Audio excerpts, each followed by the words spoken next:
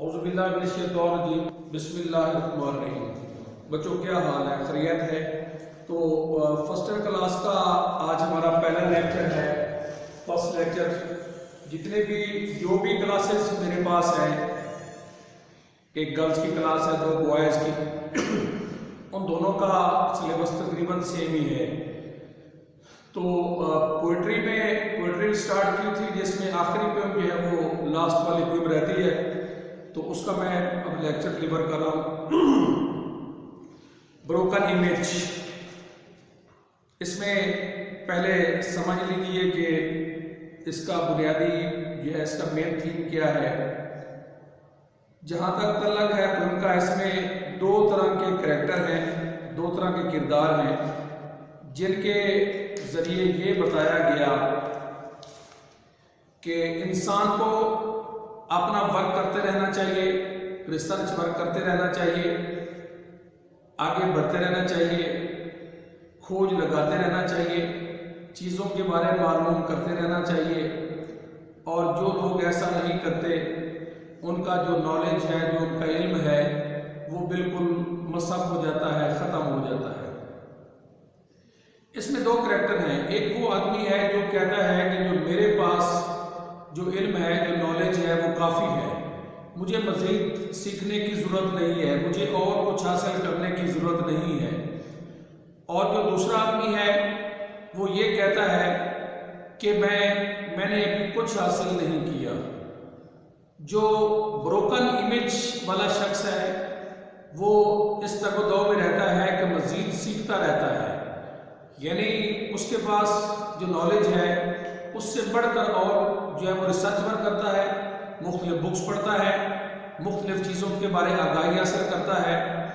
लेकिन जब मसाइल का सामना करना पड़ता है तो जो आदमी ये समझता है कि मेरे पास जो मेरा नॉलेज है वो काफ़ी है, वो नाकाम हो जाता है। उसके जो अवास खमसा हैं उसको उसका साथ नहीं देते। और जो आदमी ये समझता है कि मेरे अभी तालीम हासिल, मैंने अभी बहुत कुछ हासिल करना है, तो वो आदमी जो है वो उस खोज में रहता है। उसके आवाज़ से खमसा भी तेज़ होते हैं, उसकी जहानत भी तेज़ होती है, उसके फहम फरासत में भी इजाफा होता है। खल्दून से किसी ने पूछा कि आपका कितना इल्म है, कितना नॉलेज है, तो उसने ये कहा कि मालूम हुआ कि कुछ ना मालूम हुआ। यानी इंसान जितना कुछ हासिल करता रहे, कितना ये सुमंदर है, कोई दावा नहीं कर सकता, कोई शख्स दावा नहीं कर सकता कि जितना दुनिया का नॉलेज है, जितना दुनिया का इल्म है, वो सारा मेरे में पाया जाता है, या मैं कोई सलूनी का दावा हरगिज़ नहीं कर सकता। तो इसमें हमें दो करैक्टर्स हैं जिनके थ्रू पहले भी मैंने आपको बताया कि इंसान को एक तो ज़रूरत से ज़्यादा उसको खुद एतमादी नहीं होनी चाहिए, जो कि उसके ज़वाल का बायस बनती है।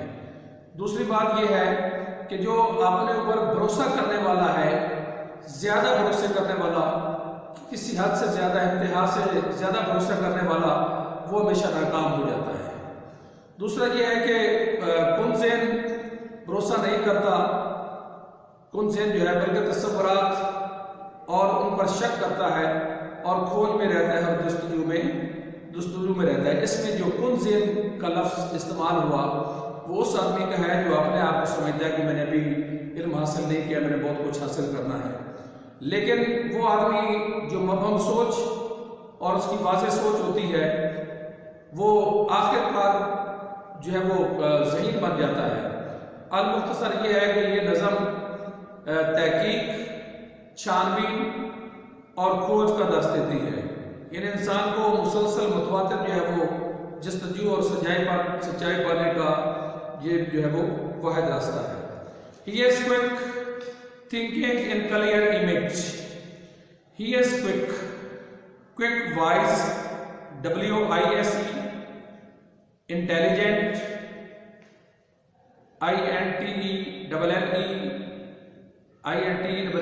INTELLEGENT, sharp, SHARP, smart, SMART, brilliant, BRILLIANT,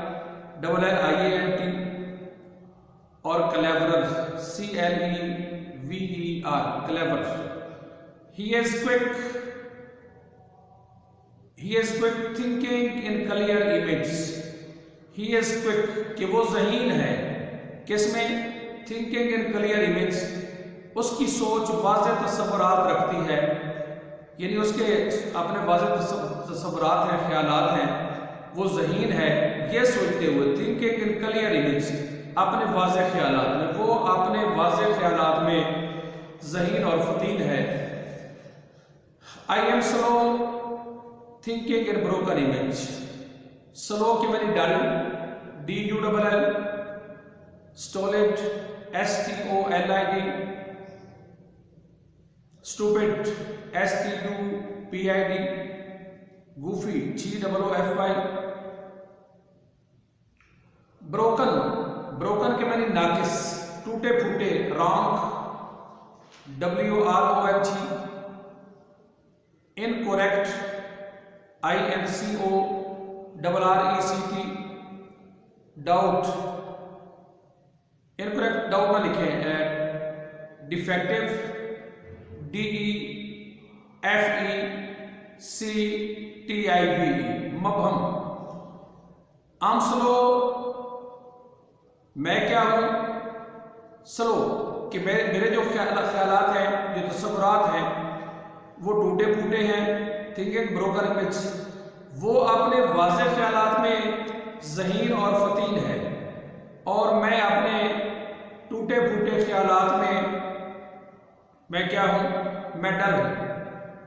ही बिकम्स डल, यानी with the passage of time, जैसे जैसे वक्त गुजरता है, जिसको अपने ख्यालात और तस्वुरात और अपने नॉलेज पर जिसको गरूर है, घमंड है, ही बिकम्स डल, यानी वो स्लो बन जाता है। कैसे बनता है? Trusting to his clear image. Trust के मैंने डिपेंड, रिलाई ऑन, कि वो अपने वाज़ेह ख्यालात पर एतमाद करते हुए, उन पर यकीन करते हुए, उनको वाज़ेह समझते हुए, उनको क्लियर कट समझते हुए वो डल बन जाता है। लेकिन I become sharp mistrusting my broken image. Sharp का quick, mistrusting, distrust, DISTRUST, suspect, SUSPECT, doubt, DOUBT। He becomes dull, वो क्या बन जाता है? कुंजेन बन जाता है। अपने वाज़ेह विद पैसेज ऑफ टाइम, जैसे जैसे वक्त गुजरता है, वो अपने वाज़ेह तस्वुरात पर यकीन करते हुए डल बन जाता है, और मैं अपने ख्यालात पर, तस्वुरात पर, टूटे तस्वुरात पर यकीन ना करते हुए, उन पर एतमाद ना करते हुए मैं ज़हीन बन जाता हूँ। वो ज़हीन से डल बनता है, और मैं डल से क्या बनता हूँ? ज़हीन बन जाता हूँ। Trusting his image, he assumes their relevance. Trusting his image, अपने तस्वुरात पर ख्याल करते हुए, he assumes, assume, presume, PRESUME, suppose, SUPPOSE, aptness। Trusting his image, he assumes their relevance। relevance होता है दुरुस्त होना, इसका appropriate, APPROPRIAT,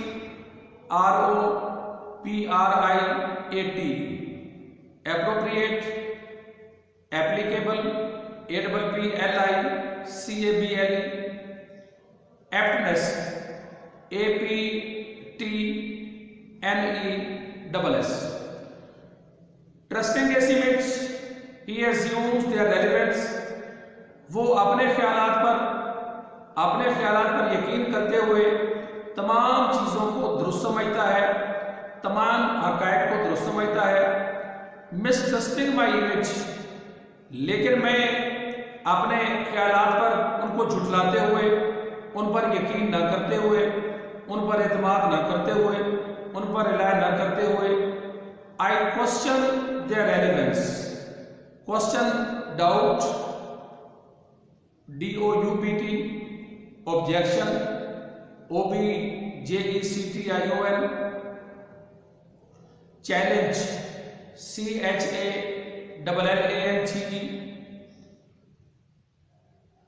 ट्रस्टेड एसिमेंट, वो अपने ख्यालात पर एतमाद करते हुए ही एज्यूम द रेलेवेंस, वो उन तमाम का उनको दुरुस्त समझता है।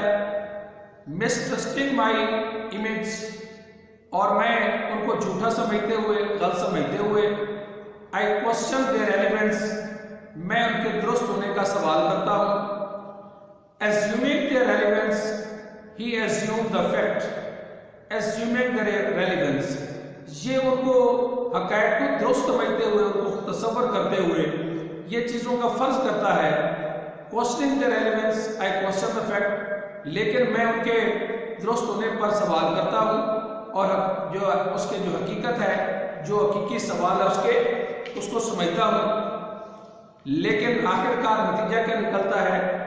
When the fact fails him, जब हक़ाइक़ उस पर जो है वो नाकाम हो जाते हैं, ही क्वेश्चन हिज सेंसेस, तो वो अपने सेंस की मैंने फहम फरासत, logic, wisdom, cleverness, sharpness. When the fact fail him, जब उसके हवासे खमसा उसको साथ नहीं देते, वो नाकाम हो जाते हैं, वो फेल हो जाते हैं। ही क्वेश्चंस हिज रेलेवेंस, तो ये अपने फहम फरासत के साथ उन पर सवाल करता है। व्हेन द फैक्ट्स फेल मी, लेकिन जब मेरे सामने हक़ाइक़ नाकाम होते हैं, आई अप्रूव माई सेंसेस, कि मैं क्या करता हूँ कि मेरे जो हवा से खमसा है वो उस चीज़ की, उस मसले की तस्दीक कर देते हैं। ही कंटिन्यूज क्विक, जैसे जैसे वक्त गुजरता है कि वो क्या होता जाता है, he continues quick and dull in his clear image, कि वो तेजी से तस्वुरात कायम करता है, यानी बयान से। लेकिन I continue slow and sharp in my broken image, और मैं आहिस्ता से काम करता हूँ मगर अकल और फिक्र को जो है वो बेहतर पाता हूँ। He in a new confusion of his understanding, confusion कहते हैं उलझन को, पेचीदगी, इसका लिख लें bafflement, BAFFLEMENT, puzzlement, PUZZLEMENT,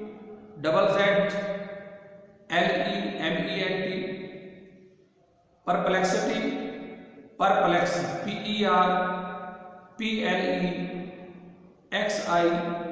PERPLEXITY, perplexity. He in a new confusion of his understanding, कि वो फहम फरासत के बारे में एक उलझन में है। I in a new understanding of my confusion, और मुझे अपनी उलझन के बारे में नई बसीरत हासिल हो जाती है।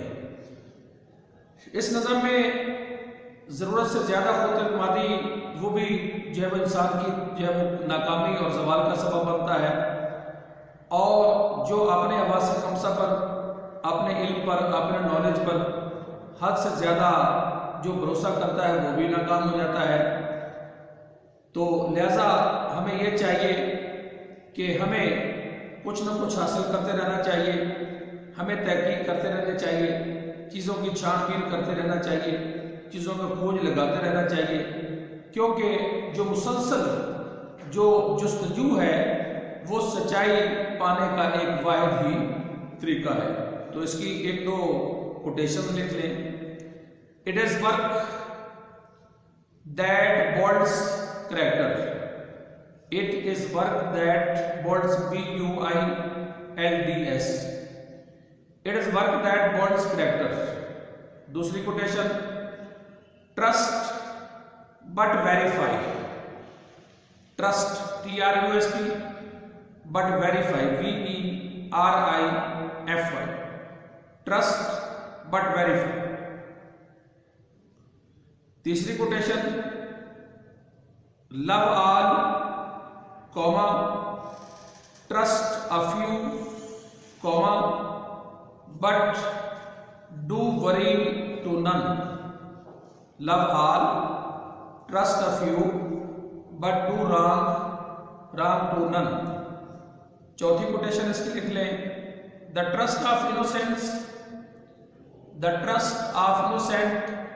is the liar's most useful tool. The trust of innocent is the liar's most useful tool. तो ये बच्चों जो हमारी पोइट्री है वो आज कंप्लीट होगी, बुक सारी क्लासेस की कंप्लीट हो गई। उसके बाद हमारे सिलेबस में एक प्ले है, जो सेकंड प्ले हमने पढ़ लिया था, जो थर्ड प्ले है वो आज हमने स्टार्ट करना है। तो वो इसी लेक्चर में ही मैं स्टार्ट करवा रहा हूँ। ये है ऑस्टर एंड द पर्ल। इसमें कैरेक्टर देखें, पेज मेरे पास 32 है। शुरू में oyster and the pearl William Saroyan का लिखा हुआ है। सबसे पहले है हैरी वॉन डसन, ये बार्बर है, इसमें ये हजाम है। आगे क्लेरा रैबी बॉय ऑन सैटरडे, ये उसके पास बाल कटवाने के लिए जाता है। उसके बाद है मिस मैक्चर है, ये स्कूल टीचर है। बाद में क्लार्क लरैबी है, वो जो क्ले है उसका जो है वो ये बाप है।